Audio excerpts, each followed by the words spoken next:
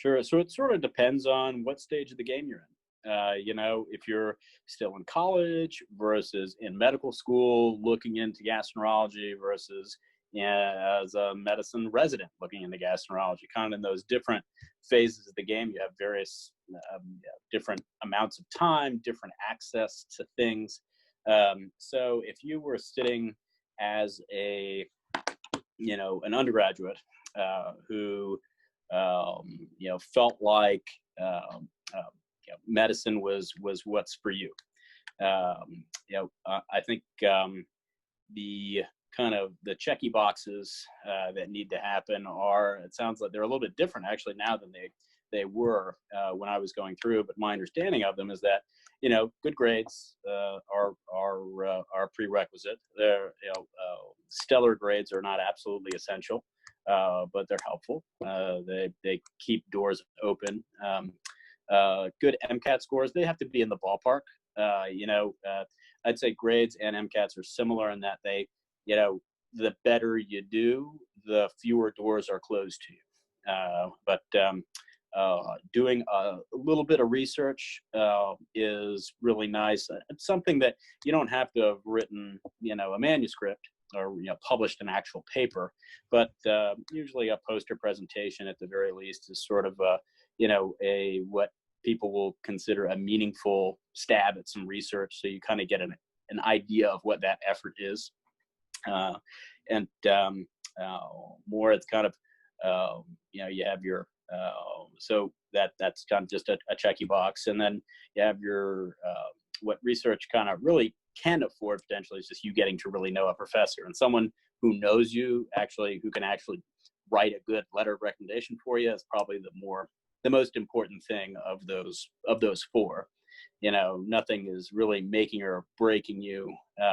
It's that a person who knows you, and I'd say that's one of the bigger things. And that again, that's kind of research kind of affords you a little bit closer contact with a professor that can get you there.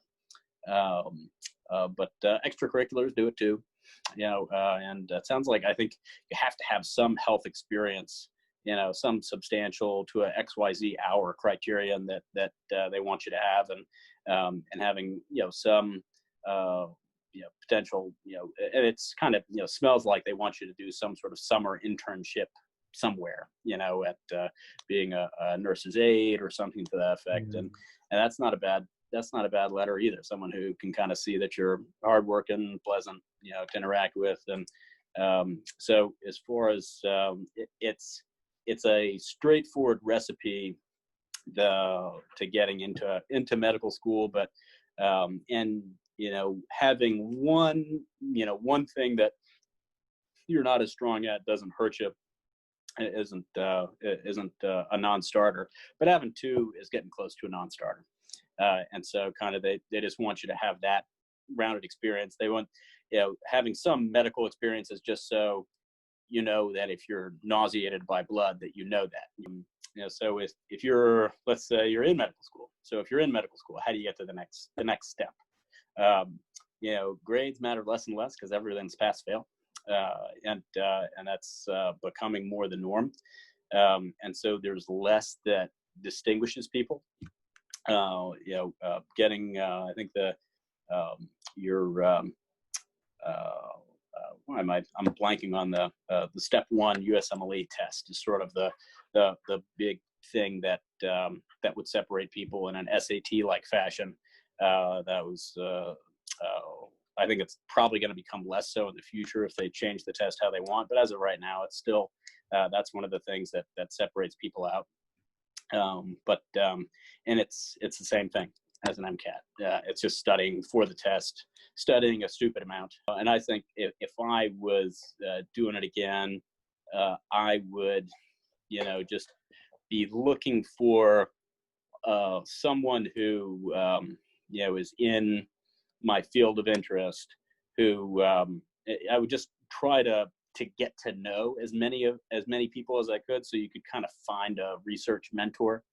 And I think, not just cold calling someone out of the blue, but, trying to, say going a little bit beyond what what you're being asked to do is sort of just say, hey, I have a free afternoon here.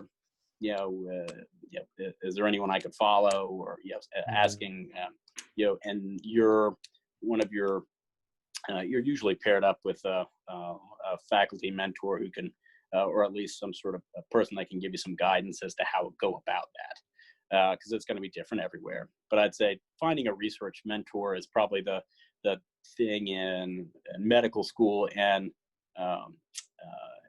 internal medicine residency that I didn't find I didn't find a single person. You don't have to have a single person, but from a research standpoint, it's really helpful because it's not a